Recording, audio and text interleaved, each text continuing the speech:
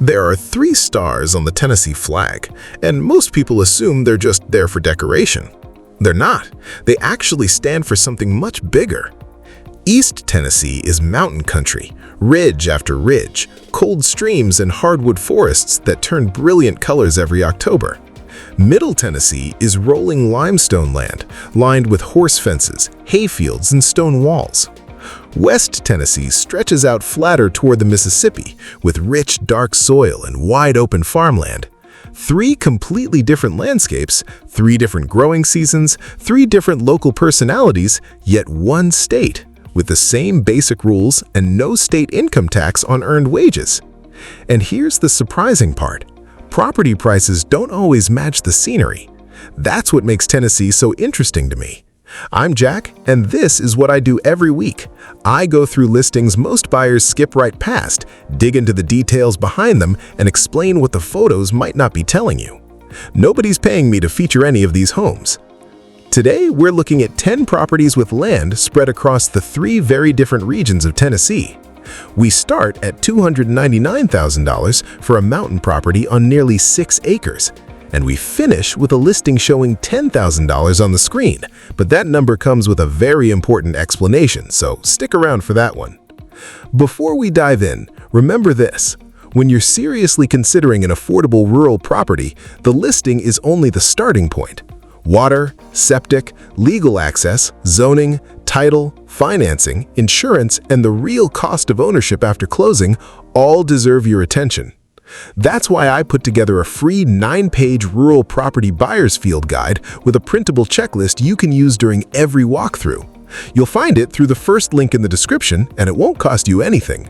If you're watching on a TV, pause the video and scan the code on your screen. It'll take you straight to the guide. This is another report by Jack from American Home Hunt.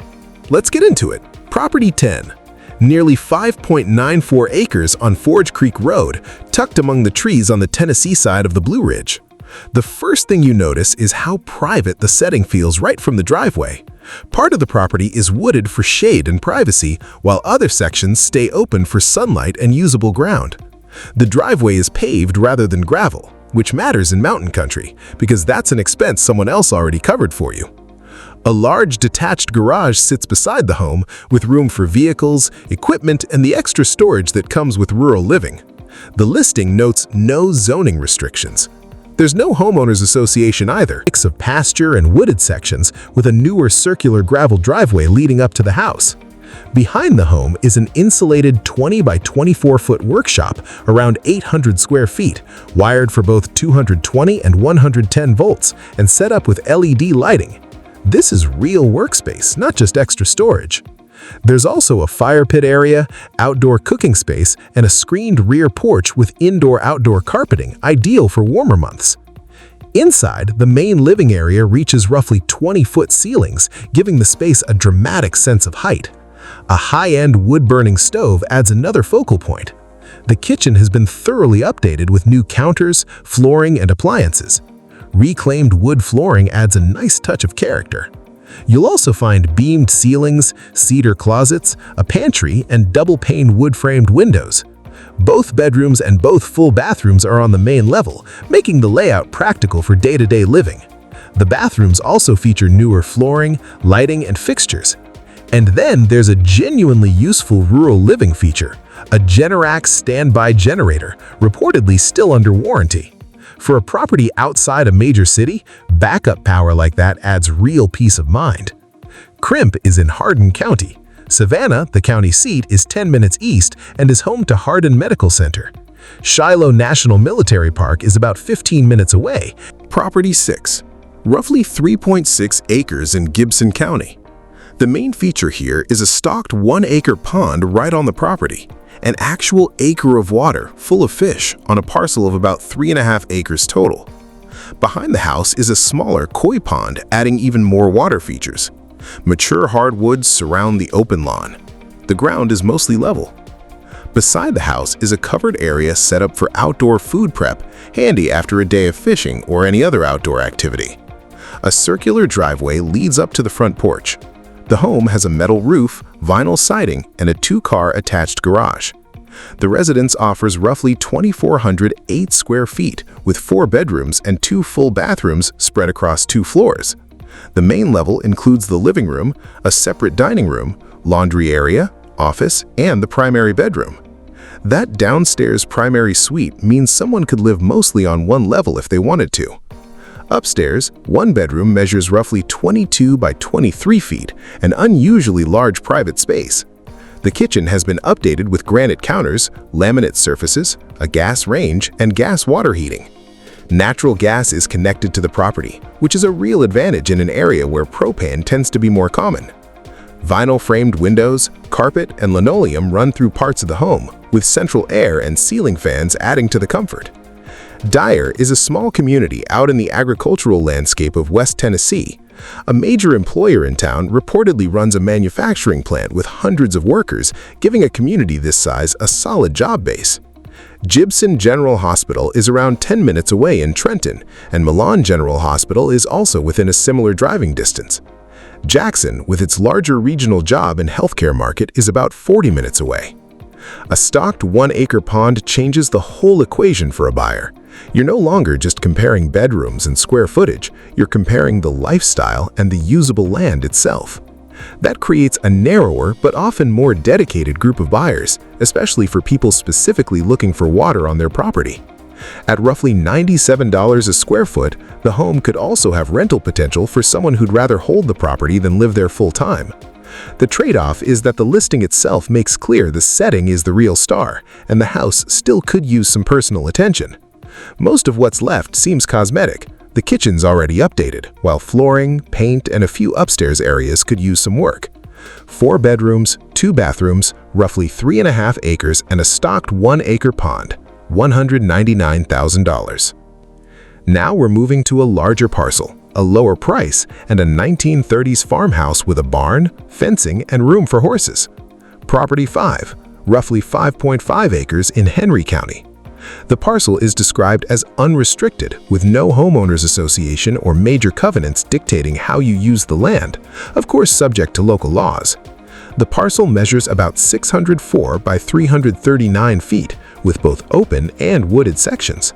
Cross-fencing and chain-link fencing are already in place, and a barn with stables remains on the property, a real plus if you're thinking about horses or small livestock. There's also a garden area and a separate storage building. The home is a 1930s farmhouse under a metal roof and vinyl siding.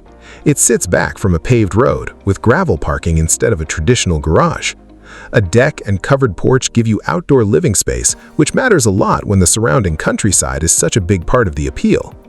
The home offers roughly 2,008 square feet across 2 floors, with 4 bedrooms and 2 full bathrooms. The main level includes the entry into a foyer instead of straight into the living room, keeping that traditional farmhouse feel. The rooms are large and square. The main level primary bedroom measures about 15 by 15 feet, and several of the upstairs bedrooms are even bigger. The kitchen and dining areas share a substantial amount of space, reflecting the generous room sizes you often find in older farmhouses. The living room is spacious too, and there are 2 fireplaces. Flooring is a mix of wood, tile, and vinyl. The windows are wood-framed with partial storm protection, keeping much of the original character intact. Central heating and air are already installed. The property also has a crawl space and an unfinished attic ready for future projects. Dyer is a small community in the northwestern part of Tennessee. Paris, the county seat, is about 15 minutes south and offers Henry County Medical Center and other local services. Kenty Lake and Paris Landing State Park are roughly 25 minutes east, drawing seasonal visitors from outside the area. Murray, Kentucky and Murray State University are about half an hour north, across the state line. Unrestricted acreage with an existing barn and cross-fencing is exactly what horse and small livestock buyers tend to look for, and inventory at this price can be limited. Kentucky Lake adds another layer of seasonal demand on top of that. At roughly $95 a square foot on 5.5 acres, this is a pretty compelling price-to-land combination. Now for the drawback. A 1930s home needs to be evaluated with that in mind. Before buying, pay close attention to insulation, older windows, electrical systems, plumbing, and the other components you'd expect in a house this age. This is the same county as Property 6, but it offers a completely different way of living. At roughly $84 a square foot, the numbers could also appeal to landlords, especially with public utilities and central air already in place. The unfinished attic and basement represent real future square footage, since most of the exterior structure is already there. The main trade-off is clear: 1,600 square feet, but only one bathroom. That's likely one of the first things future buyers will notice. The good news is, the basement, laundry room, and existing plumbing may offer several options for adding a second bathroom, subject to feasibility and local approval. 2 bedrooms, 1 bathroom, 1.5 acres inside town, a full attic, and a basement, $135,000. Now we're heading toward the Alabama line, where the price drops another $60,000 and several expensive systems have already been replaced. Property 2. Roughly 1.5 acres of level usable land in Loretto, right near the Alabama border. The listing emphasizes usable ground, and once you look at the description, it makes sense. This is mostly open, manageable yard rather than a steep hillside. The cottage-style 3-bedroom home sits under vinyl siding with a covered front porch and a wheelchair ramp leading to the entrance. Mature shade trees cover much of the property. Inside, you'll find roughly 1,132 square feet, 3 bedrooms, and 1 full bathroom, all on a single level with no stairs anywhere in the main living area. Flooring includes wood and laminate, and the interior has been freshly painted. The major systems are where this property really stands out: a newer roof, a newer central heating and air system, and a private well and septic system. That means no regular municipal water or sewer bills, though the well and septic remain the owner's responsibility going forward. Kitchen appliances stay with the property, including the range, dishwasher, and refrigerator, along with the washer and dryer. This setup is close to move-in ready, assuming everything checks out at inspection. Loretto sits in Lawrence County, in southern Tennessee. Lawrenceburg, the county seat, is about 15 minutes north and offers additional services and health care. Florence, Alabama, and its surrounding job market are roughly 40 minutes south, and some residents in this area commute across the state line. Columbia and the Spring Hill employment area are a little over an hour to the northeast. At roughly $66 a square foot with a newer roof and HVAC system, this is one of the lowest cost properties on the list that could potentially be lived in without major immediate work. That could also make it appealing to rental buyers, depending on local rules and demand. The main thing to watch is the well and the single bathroom. Have the well professionally tested, including water quality and flow rate. A home with 1 bathroom can feel very different depending on how reliable that water system is. 3 bedrooms, 1.5 acres, a newer roof, and a newer heating and air system, $75,000. And now we've reached the final property where the number on the screen is $10,000 and I owe you an explanation. Property 1. Roughly half an acre in the west end of Elizabethton, with level ground measuring about 812 by 227 feet according to the listing. The home is brick throughout and dates back to 1954, from an era when full masonry exteriors were the norm. The driveway is paved, there's an attached garage with built-in storage, a rear patio, and a separate block-out building that could work as a workshop or extra storage, keeping the vehicle space and the workspace separate. The property sits on a residential street in an established neighborhood surrounded by mature trees. The home offers roughly 2,300 square feet, all on one level. There are 3 bedrooms, 1 full bathroom, and 1 half bathroom. The floor plan is unusually generous for a home like this, with separate living, family, and dining rooms. That traditional 1950s layout gives every room a clear purpose.